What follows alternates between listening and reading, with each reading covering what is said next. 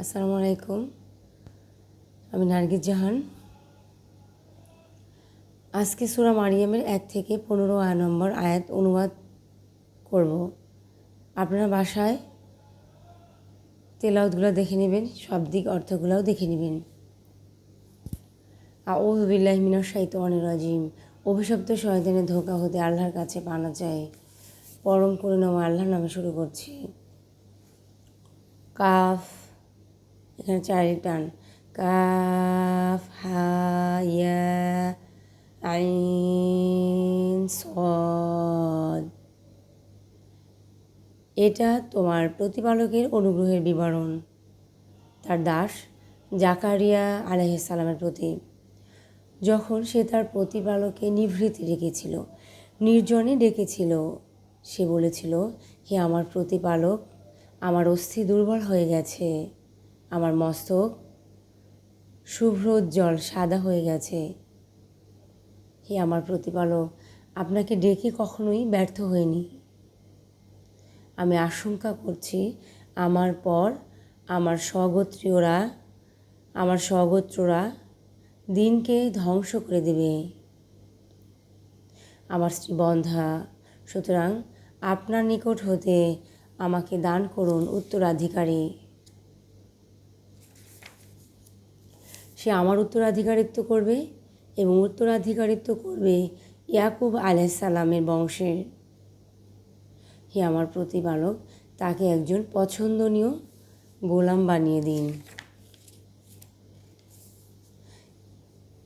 তিনি বললেন, ফেরেশতার মাধ্যমে জানানো হলো, হে জাকারিয়া আলাইহিস সালাম, আমি তোমাকে এক পুত্রের সুসংবাদ দিচ্ছি। তার নাম হবে ইয়াহইয়া। এই নামে আমি পূর্বে কারো নামকরণ করি নাই। জাকারিয়া বলল, হে আমার প্রতিপালক, কেমন করে আমার পুত্র হবে? আমার স্ত্রী বন্ধ্যা, আমি বার্ধক্যের শেষ সীমায় পৌঁছে গেছি। তিনি বললেন, এইরূপই হবে। তোমার প্রতিপালকের জন্য এটা সহজসাধ্য। আমি তো পূর্বে তোমাকে সৃষ্টি করেছি, যখন তুমি কিছুই ছিলে না। জাকারিয়া আলাইহিস সালাম বললেন, হে আমার প্রতিপালক, আমাকে একটি নিদর্শন দিন। তিনি বললেন, তোমার নিদর্শন হচ্ছে তুমি সুস্থ অবস্থায় কারোর সাথে 3 দিন কথা বলতে পারবে না।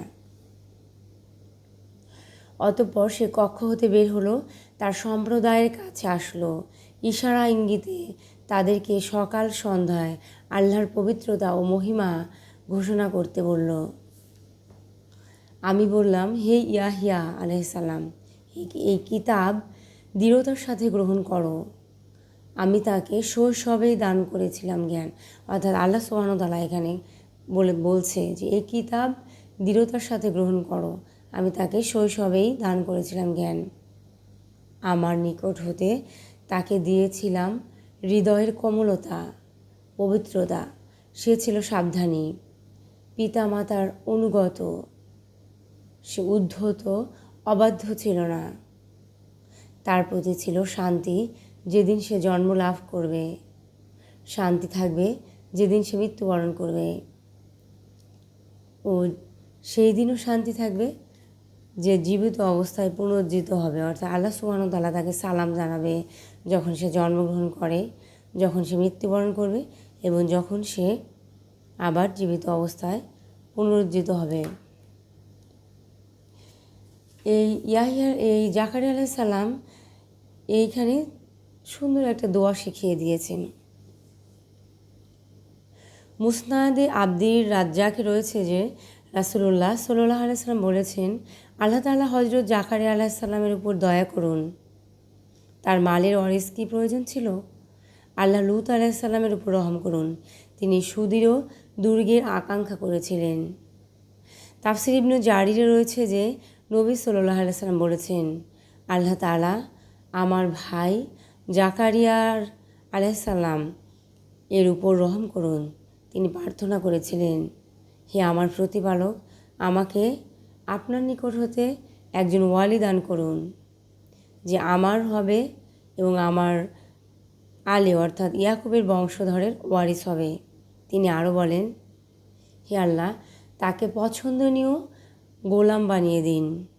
তিনি আরও বলেন, হে আল্লাহ, তাকে এমন দিনদার ও দিয়ানতদার বানিয়ে দিন যেন আপনার ভালোবাসা ছাড়াও সমস্ত সৃষ্ট জীব তাকে ভালোবাসে।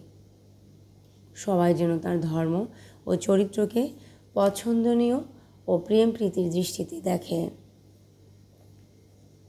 আমরা সূরা মারিয়ামের 1 থেকে 15 নম্বর আয়াত অনুবাদ করলাম।